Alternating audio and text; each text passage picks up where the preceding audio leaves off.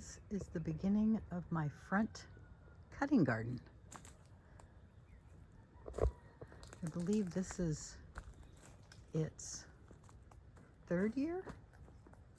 It had a rough beginning.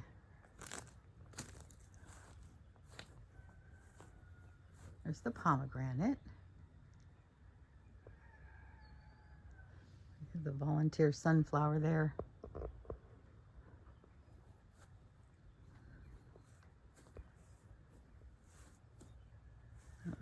I don't know if I showed you this last time, but I built the beds out of cinder block, and I just put wire on the bottom and then put the cinder block around them.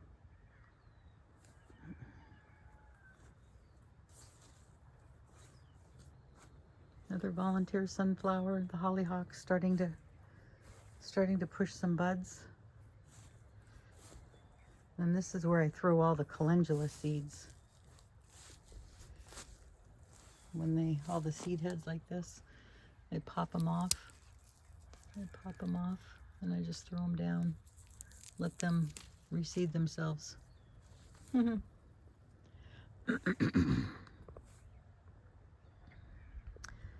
is the back side, so I'm facing south now.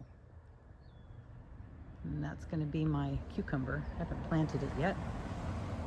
It's still in the pot. It's still young.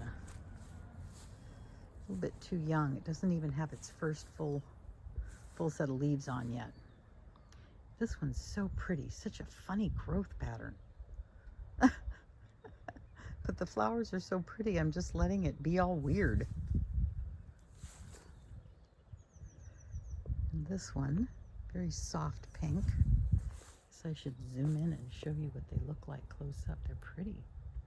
Isn't that pretty? Let me come back here to this weird one, but it is so fragrant and such a unique color. It's pink, but it has a little bit of salmon in it. Ugh, so pretty. And then there's this old-fashioned one. Oops. Look at that. And I don't know if that's how they work. I think it is. But look at this. Look at all these buds. It's just going for it. Love it. Love it, love it. Foxglove. And then these seeds, all these pincushions, scabiosa. They're all from my sister's driveway in her house, at her old house. And there's tons of them here too. I'm trying to show you. Tons of them here. They're just starting to put on some color, but before I go over there, I wanted to stop and show you this one. I love this calendula. Isn't that pretty? I mean, to me, that is just so elegant. And then they turn into these fuzzy bear-like things. So cool.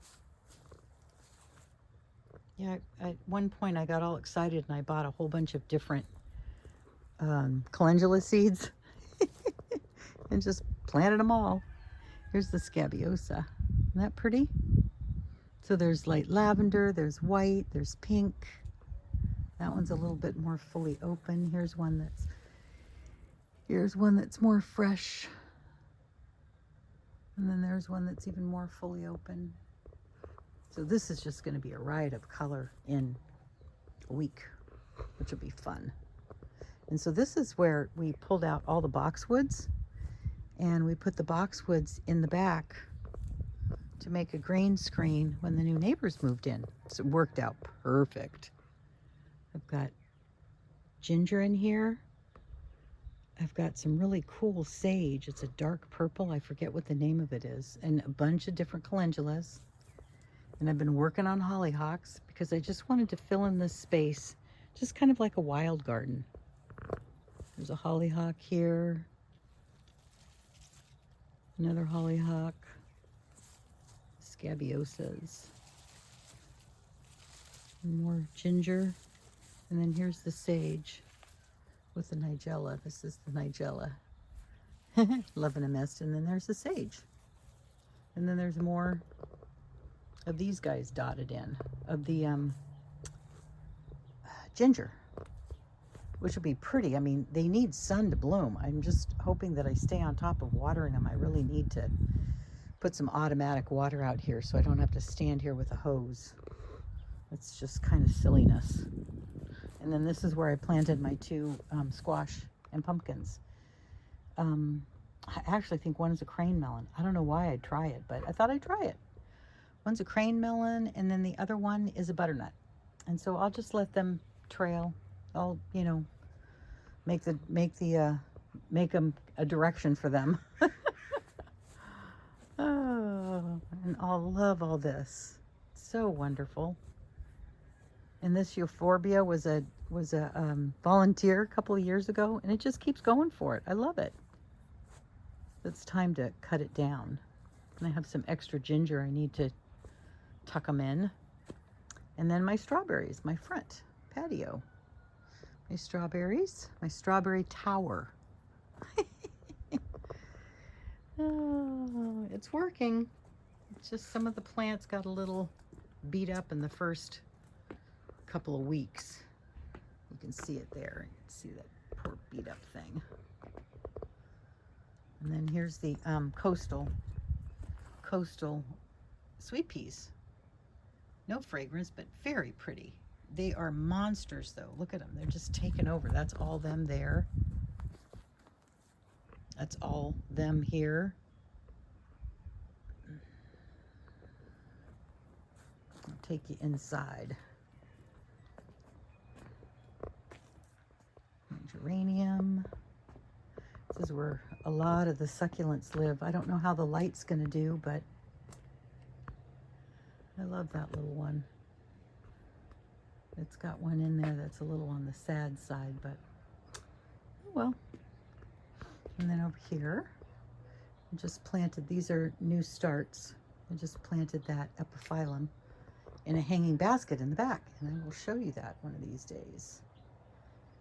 So there's that. It's my specialty cactus. And my succulent that drops its leaves every winter and then it comes back. Okay. And these are all the succulents. These are, it's hard to see. Yeah, not quite enough light. But anyway, that's that. And then I have them there too. Over here and out here. My succulent chairs, which need a redo badly. They're not very inspiring. The lime tree is loaded. Loaded everywhere. Oh my goodness. Ugh. And then this is my Brigmansia nursery. I don't need all these Brigmansias. I don't even have a place to plant them. Ugh. A true plant maniac. And I've been trying to figure out what to plant in these big pots, and the alyssum just keeps going, and I like it. So I'm just happy with that for right now. I mean, this is the driveway, so come on. So that's a tour of my front. I just wanted to kind of share because I think it's been a while since I walked you around, and it's perfect weather and all the flowers are in perfect bloom. And yeah, like that. All right, thanks for stopping by. See you next time.